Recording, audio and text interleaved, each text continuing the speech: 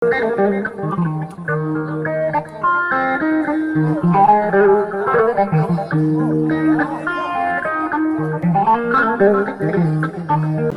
yewtere adina ale ɗo joni joni gonmi wawamo jaɓade ɗo joni joni mami jaaɓi ɗon inchallah Allah wawi kadi taw somiɗo jaabo taw ko rende taw mi yiiti ɗum ɓuri wiide no fefi ɗo ha waɗat caggal ɗum ko ballitte ɗe ɓuuri hewde woni contribution kono kadi namde gaari hen yiyande docteur Abdou Ba tawti yiyande Bacce Ba e wadde ko yiyande wande fayida yiyande badde fayida to banggue inde guure men enen wona inde guure tan woni caɗele men kono noon kadi wona enen tan kadi wona enen tan dañi caɗele jinmi wiɗi ko won kural ngal yanani men tan hen sahaji enen eɗen pellira ngal wonɓe te wona laawol kadi hen sahaji so rewi ko woni ko gonga mbo wawa wiide wawa wiide ɓokki jawe wawa wiide ɓundu on ala ko mbawɗen e mum saabu ɗemgal mum lasliwal ala ɓe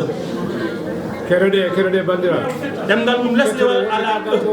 ɗum ala ko mbawɗen e on ɗon en mbawa fortude hay sen ñalli fiide ko garosuji o wawa yaltinde ɓeto saabu ɗum ko tago allayankewo e sirluji mum ɗo alkulal ngal ummoto ɗo wawi haalde ɗum tan ko jeeyade e ngal ɗon on en pelani pelɗen ko nanowo ɗemgal ngal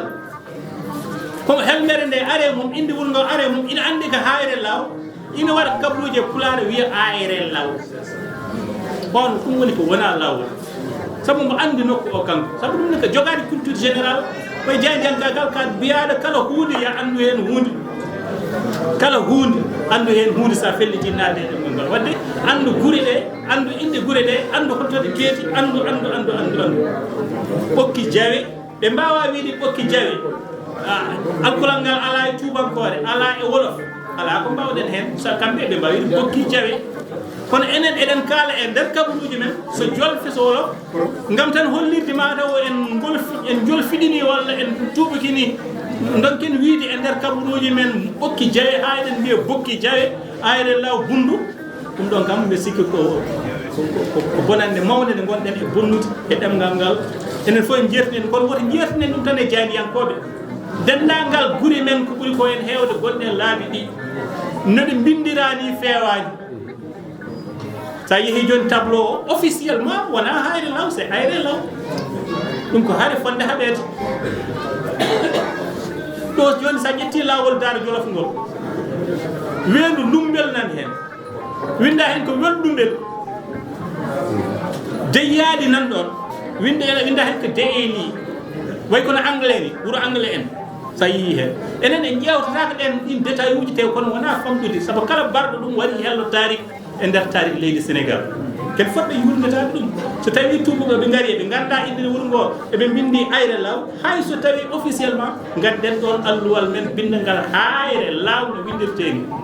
kono noon jamiyankoɓe yo tinno woto ɓe mbi tawde koye faraysi min mbaɗa tan somin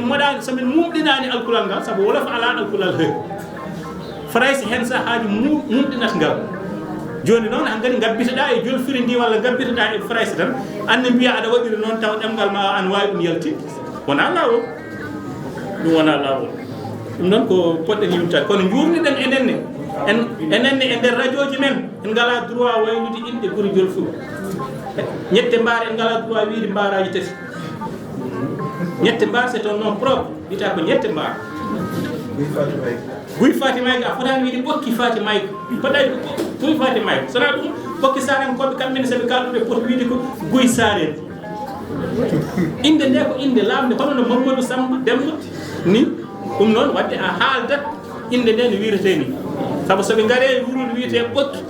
soɓe mbawi wiide ɓoy poti wiide ko ɓokki e potani wiide Guy wadde anne woto ƴettu Guy mbiyaɗa watta ɗum ɓokki te sa ƴetti taxe sa wi nawam caaleji tati ɗo a yiitata walla jalta wuuro ngo ɗum noon ko fat banggue ɗiɗi fof poɗɗen ƴewtade Samba Fatoy Ka a jarama kelmeni ni noon Samba Fatoy Ka ngana wono duuɓi joni mi watti salade jabtade e namdal firu kelme jafuɗani Alhussein a neldi kam ma won kelme no gasol ɓuuri ɗon yomi waddan ɗumen pulaar mbeɗa anndi ka ƴettuɗomi référence gil ko ɓooyi mais alda kelme ɗe fof no mbirete e ɗemgal ngal te kala no mbirumi ko noon jaggirta ay tijanani wonno ko jontade nde wi tan oto jamɗe degoje tiroje tan yimɓe fof nangi hen te oto wona jamɗe degoje tiroje kono wonno ko jontade ko joom dokki ɗum ni kala anne gonɗe radio salon wiide tawde tan koye radio gonɗa kala ko adda e ma aɗa jabto tawde sa jabtima won nangoɓe ɗum hono noon taw wona noon ɗum noon tawde a wona ɗemɗo yanki sa ala jabtowol joni woto wi aɗa rutto a jabto joni ko joguiɗa koɗe waɗa ɗum jabtata ɗum waɗi non dumunno joni ɓe sikki sayni sa o yeehi hiccenke tan o neldimi manda ko baɗannoɗo kabaruji manda o yimi diplomatie no wiyete pulaar ha joni mi jabtaki so mbeɗa jogui helmere no mbeɗa fammini ɗum somi haali ɗum hankkadi so yeehi o wiyata ko noon wiyete taw min kalɗo wona ɗemɗi yankin wawi taw wona noon wiyete anda son paami kadi son paami ɗum ɗo ɗum waɗi to banggue kelmeni to min woƴimi tan ko holno kabaruji mbaɗirte holno waɗirte kono to banggue kelmeni ndi kala ko gandumi hen saabu helmere ɗe so nde haalama joni tan ene gonɗi tan nde tiñoto nde jooɗoto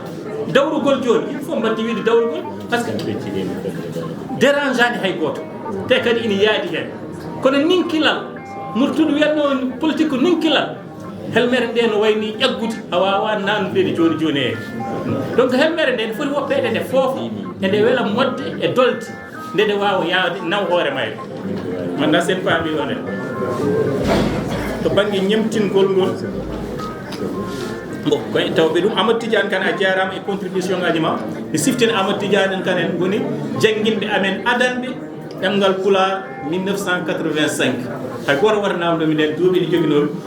kamɓe gadino jangguinde men ɗemgal pulaar ha min gontiri ley caggal mabɓe eɓen jangguina kala ko mbaɗɗen kala komin leeñi kala komin mbawi aɗa foti ittinede hen haada e ma hayso wona to gonɗa to sharif bacce ba a jarama bacce ba par principe so rewi laawol tawde ko télévision sa waɗi invité neɗɗo saɗa waɗamo présenté ko ɗon inde makko feeñata ko heddi ko foof inde nde windete ɗum ko wona min waɗi ɗum inventé ko laawol wiiri ɗum hono noon so tawno ko radio noon saaha e saaha foof a reftate inde nde min cifti noon ha joni ko kaari wono wonɗo ɗum e télé bonnata haydara kono sardi o wi ko fuɗɗode e sakket ko toon inde makko an peññinta ɗum saɗa yettamo e sakket o e saɗa salminamo walla aɗa bismom ko fuɗɗode ɗo kono e nder oɗo hankkadi ko bindol saabu ko télévision wiya wonno yamirira ko bindol koko windete beele réseaux sociaux ji ɗi ko ɗum nafoore mboɗo sikku ɗum nafoore mawde en etinomo ɗum nadde hen en jiiɗino nadde hen seeɗa hawrede saha o gasi ko nafoore mawde ɗemgal ngal hannde ngal foofirta ko to réseaux sociaux ji mbe sikki Ibrahima Malal Sarr juumani ndowi réseaux sociaux ji waɗana ɗum ko ɗemgal ɗemɗe mbaɗen pulaar ni saabu sarade en saabu wasde en wawde nanodirde won kelmedi en dañi ko ene won heddi ko yuɓɓinde ɗum ɗon eddirade en juɓɓinani ɗum woni foof tan nan lottir banggue mum nana waɗir banggue mum so yuɓɓinama tan ne wawi wonde nafoore mawde Alassane Diop a jarama ato banggue wiidemo ya mbaɗoya radio Safina wona an tan mbimi noon mi wurti Amadou Tidiane kane oɗo e hewɓe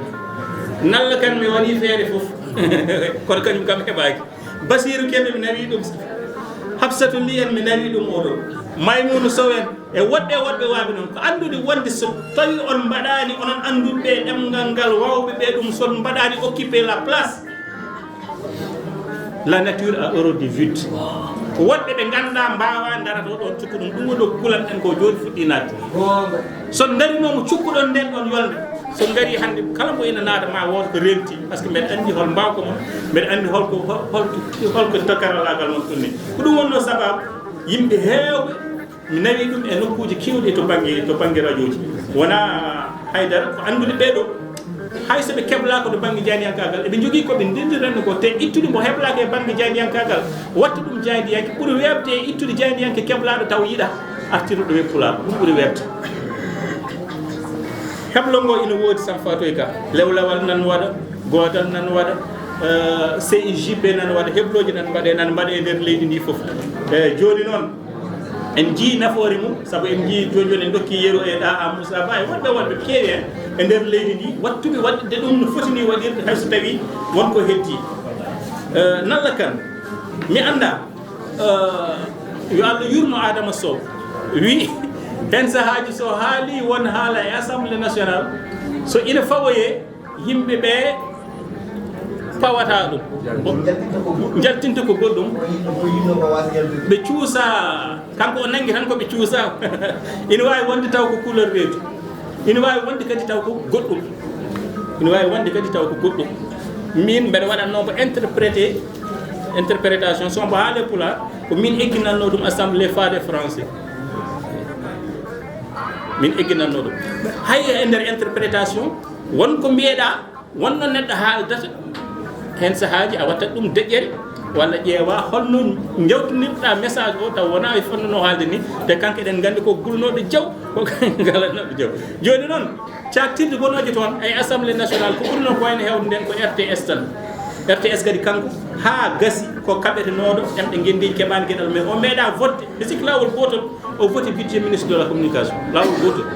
heddi ko fof o woni koye pouvoir kono so ministre o ari o votat ko contre par ce que o wi ɗemgal pulaar heƴani RTS kanko Adama Sow kala nde o ƴettuno konngol o waɗat jimi o waɗa fof ha hawru jaw o haala ha hawru jaw joni noon beele basgol yettinigol ko ɗum couleur reedu walla ala mi sikkani mbate ko ɗum couleur reedu ina fawi tan e gueɗe kewɗe so tawi ko RTS sababuji ɗi eɗen poti ɗum wawde andude so tawi wonɓe ɓe ko ɓuuri ko hen hewde gonata ɗon ni soɓe goni ɗon ni ɓe ƴettata ko haalete ko e pléniére ɓe ƴettoyti ko les interviews ɗum ɗo fof ina wawi jeeyede e sababuji mbawɗi ɗum wonde ina wawi wonde kadi taw ko couleur reedu ceerno Mamadou Alassane Ba mi haali joni mi wawa jabtade e namdal ngal joni keddo noon to banggue télévision to kadi to banggue revue de presse jaafuɗon mi tinnoɗen message am battidiɗo enen jaadiyankoɓe saɗa haalde e yimɓe yo Allah yurmo professeur amen radio 3e année Lamine Touré wiyanno il ne faut pas prendre l'auditoire pour des imbéciles woto jagguir heɗotoɓe ɓe ko fuuyɓe imbécile woni puuɗe wona ƴettode imbécile sa watti ɗumen pulaar woni puyɗo woto jagguire heɗotoɓe ɓe ko fuuyɓe saɗa haalde e yimɓe aɗa waɗana ɗumen jayndeji a sohlani wontude guertogal a sohlani wontude naggue ka neɗɗo aɗa haalde e yimɓe haalan yimɓe ɓe ko yimɓe sa naggue so watti haalande yimɓe so nana yimɓe keɗata ko naggue par ce que gandir ɗum ko hunaka jokkogol c'est la même chose siraji araɗo matam tawɗo ala ɗo somi haali ɗum netti kono o ala ɗo siraji ba alaji yaade c'est pas la peine kada wona alaji yaade tawde kabrata ko yimɓe te ka piɗowo yaade koko fiɗata donc il faut toujours mbaɗa respecter l'auditoire o ko yimɓe hononoma ni Allah jarama jarama